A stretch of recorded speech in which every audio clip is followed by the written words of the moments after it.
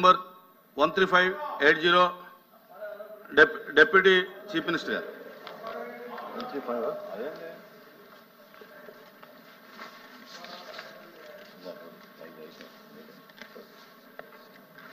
నమస్కారం అధ్యక్ష.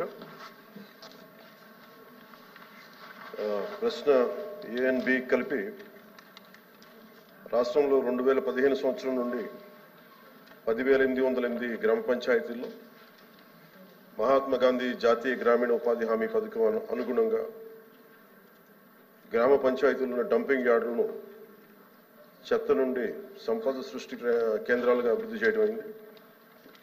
మిగిలిన 2,518 గ్రామ పంచాయతీలు ఈ రోజుకి చెత్త నుండి సంపద సృష్టించే కేంద్రాలు లేవు.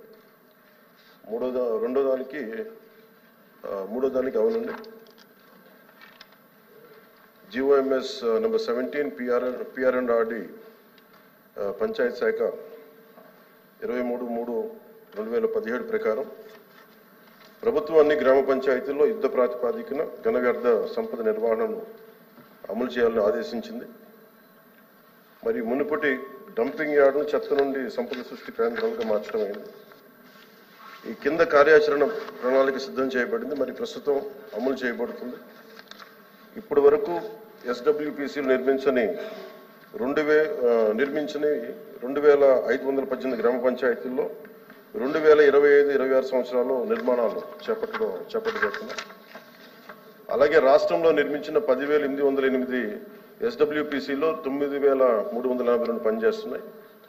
పూర్తిగా పనిచేసేవి 5,556, పాక్షికంగా పనిచేసేవి 3,826. పాక్షికంగా పనిచేసే 3,826 SWPCలు మార్చి 25 నాటికి పూర్తిగా పనిచేసే స్థితికి అప్గ్రేడ్ చేయబడతాయి. 1,426 పనిచేయని SWPCలని మార్చి 2025 నాటికి పనిచేసే స్థితికి పునరుద్ధరించడం అవుతుంది. రాష్ట్రంలోని గ్రామ పంచాయతీలకి చెత్త నుండి సంపద సృష్టి కేంద్రాలుగా క్రమం తప్పకుండా నిర్వహించేందుకు వీలుగా ప్రభుత్వం అవసరమైన అన్ని చర్యలు తీసుకుంటుంది. తద్వారా 2026 చివరి నాటికి అవి స్వయం సమృద్ధిగా మారుతాయి.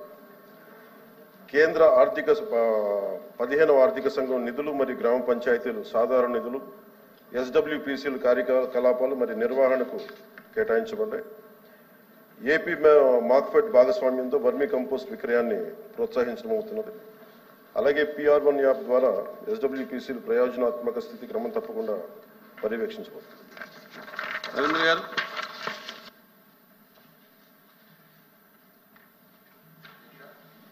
అధ్యక్ష, ముందుగా ఉప ముఖ్యమంత్రి పవన్ కళ్యాణ్ గారికి ఉప ముఖ్యమంత్రిగా అయిన ఒక సందర్భంగా అభినందనలు మరి మీ ద్వారా తెలియజేస్తూ, డంపింగ్ యార్డ్ అనేది ప్రజల జీవన ప్రమాణాలకి జీవన పరిస్థితులకి చాలా అవినాభావ సంబంధం ఉంది అధ్యక్ష. మనం పేదలు ఉండడానికి ఇల్లు కడుతున్నాం, హాస్పిటల్ కడుతున్నాం, స్కూల్ కడుతున్నాం, కానీ డంపింగ్ యార్డ్లకి స్థలం మనం కేటాయించట్లేదు అధ్యక్ష. టౌన్స్లో బాగానే ఉంటున్నాయి, గ్రామాల్లో ఉండట్లేదు అధ్యక్ష. గ్రామాల్లో డంపింగ్ యార్డులు లేకపోవడం మూలంగా అందరూ కూడా ఆ చెత్తని రోడ్డు పక్కన వేయడం, కాలువ పక్కన వేయడం, వీధుల్లో వేయడం, ఈ విధంగా చేయడం మూలంగా అక్కడ విపరీతంగా సాగ్రిగేషన్ చేయకపోవడం మూలంగా అదంతా కలుషితం చెంది దాని ద్వారా అంటు రోగాలు విపరీతంగా వస్తున్నాయి అధ్యక్ష. మరి మీకు అందరికీ తెలుసు, ఒక ఈగ 3 నుంచి 10 కిలోమీటర్లు ప్రయాణం చేస్తుంది అధ్యక్ష. ఒక దోమ 1 నుంచి 3 కిలోమీటర్లు ప్రయాణం చేస్తుంది అధ్యక్ష. అంటే ఒక డంపింగ్ యార్డ్ మీద ఈగ దోమ వాలి అది మన గ్రామంలోకి వెళ్ళి అక్కడ కలుషితమైనటువంటి బ్యాక్టీరియాని తీసుకెళ్ళి అక్కడ మిగతా వాళ్ళందరినీ కూడా స్పాయిల్ చేసే అక్కడ అవకాశాలు అనేక ఉన్నాయి అధ్యక్ష. మరి ముఖ్యంగా మన గ్రామీణ వాతావరణంలో ఒక 200 హౌసెస్ లో 80 టన్స్ అందులోకి వస్తాను అధ్యక్ష. ప్రశ్న దానికి అనుబంధం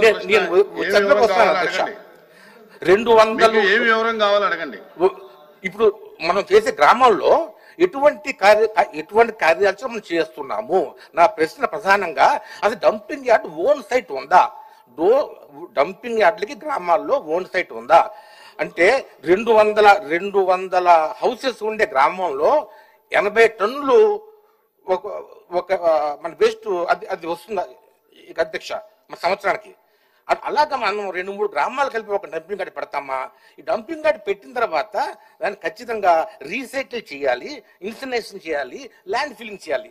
ఈ మూడిట్లో ఏ ప్రాసెస్ చేయగలుగుతాము, ఏ ప్రాసెస్ చేసుకోవడానికి అందుబాటులో ఉన్నాయి? దీని మీద ఒక పూర్తి ప్రణాళిక చేయాలి అధ్యక్ష. ఎందుకంటే టౌన్స్ అయితే పెద్దగా కనుక చేయడానికి అవకాశం ఉంటుంది, విలేజ్ చిన్నగా ఉంటాయి, దానికి వైబిలిటీ ఉండదు. మరి దీనికి ముఖ్యంగా మన జర్మనీలో, అక్కడ జర్మనీ దేశంలో చాలా చక్కటి అవకాశాలు ఉన్నాయి అధ్యక్ష. అక్కడ గ్రామాలని బాగా చేస్తున్నారు.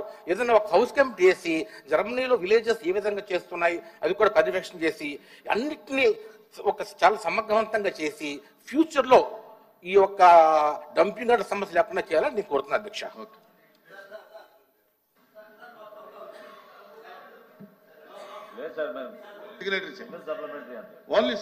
ఓన్లీ కూర్చోండి. ఉప ముఖ్యమంత్రి గారు చెప్పండి ప్లీజ్. కూర్చోండి.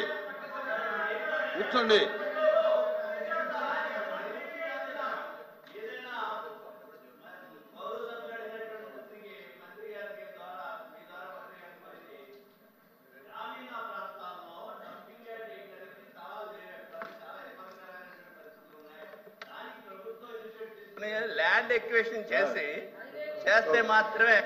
I'll answer for that. I'll answer for that. Please కూర్చోండి. దానికి సమాధానం చెప్తాను. గౌరవ సభ్యులు లేవనెత్తిన ప్రశ్నకి అధ్యక్ష, ఇది ఫండమెంటల్ రెస్పాన్సిబిలిటీ, ప్రాథమిక బాధ్యత. స్వచ్ఛమైన నీరుతో పాటు గ్రామాలు స్వచ్ఛంగా శుభ్రత ఉండటం చాలా ఇది మనందరి బాధ్యత. ముఖ్యంగా ఈ ప్రభుత్వం రాగానే గౌరవ సభ్యులు లేవనెత్తింది, అసలు ఇంత చెత్త కలెక్ట్ అవుతూ ఉంది. మెయిన్ మనకున్న సమస్య మనకి సరైన స్థలాలు లేవు దానికి సేకరించడానికి. వీటన్నిటిని దృష్టిలో పెట్టుకొని మన అధికారులతో కూడా కూర్చొని చెప్పింది ఏంటంటే, ఇప్పుడు మల్టీగ్రేడ్ వాటర్ స్కీమ్ లాగా అసలు మొత్తం మండల్ హెడ్ క్వార్టర్స్గా ఉండి మెయిన్ ఈ డంపింగ్ యార్డ్స్కి సంబంధించి ప్రతి గ్రామం నుండి ప్రత్యేకంగా కొన్ని బండ్లు పెట్టి చెత్తను సేకరణ. ఎందుకంటే కొన్నిసార్లు కొన్ని గ్రామాల్లో స్థలాల సేకరణ కొంచెం కష్టంగా ఉంది. ఎందుకంటే కనీసం స్కూల్స్కి కూడా సెంట్ భూమి లేని గ్రామ పంచాయతీలు ఉన్నాయి అధ్యక్ష. అందుకని ప్రత్యేకించి మేము ఆలోచిస్తుంది ఏంటంటే, ప్రతి ఒక 10-12 గ్రామాలని ఒక ఉమ్మడిగా తీసుకొని వాటికి సంబంధించి ఒక కామన్ డంపింగ్ యార్డ్ని తీసుకొని ప్రతిపాదన చేస్తున్నాం అధ్యక్ష. దీన్ని కొద్ది రోజుల్లో మీకు దీని మీద ఒక సమగ్రమైన వివరాలు తెలియజేస్తాం. బట్ ఖచ్చితంగా ఖచ్చితంగా ఈ సమస్యను గుర్తించాం. ఇది మనందరి బాధ్యత. Will take it forward. Question number 13502 deputy chief minister గారు.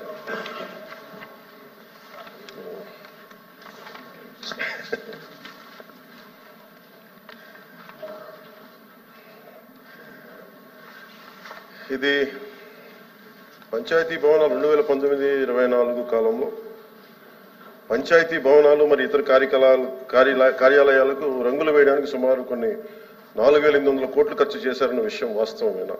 ఇలాంటి 2-3 సంవత్సరాలు ఉన్నాయి అధ్యక్ష. 2019-24 పంచాయతీ భవనాలకు నేను ఇవ్వగలిగే క్లారిటీ దీనికి సంబంధించి అధ్యక్ష, 2019-24 పంచాయతీ భవనాలకు గ్రామ సచివాలయాలకు మాత్రమే రంగులు వేయడానికి 101.81 కోట్ల మొత్తాన్ని ఖర్చు చేయడం జరిగింది అధ్యక్ష. రంగులు వేయడానికి ఖర్చు చేసిన మొత్తంలో 49.8 కోట్ల మొత్తాన్ని పెయింటింగ్ వేయడానికి, 52.73 కోట్ల మొత్తాన్ని భవనాలకు ఉన్న పెయింట్ని తొలగించి మళ్ళీ తిరిగి రంగులు వేయడానికి ఖర్చు జరిగింది. బి ప్రశ్నకి అది అన్ని కార్యాలయాలకు సార్, నేను చెప్తాను ఓన్లీ పంచాయతీ భవనాలకు. బి ప్రశ్నకి ఏమీ లేదండి. గ్రామ సచివాలయాల భవనాలకు ఉపయోగించే రంగు విధానాన్ని ప్రశ్నిస్తూ వివిధ పార్టీల్లో హైకోర్టులో రిట్ పిటిషన్లు దాఖలు చేయడం జరిగింది. అలాగే మూడో ప్రశ్నకి హైకోర్టు జారీ చేసిన ఆదేశాల ప్రకారం రంగులను తొలగించి కింద విధానంలో భవనాలకు తిరిగి రంగు వేయించవలసిందిగా ప్రభుత్వంలోని జిల్లా కలెక్టర్లు మరియు జిల్లాధికారులను ఆదేశించడమైంది.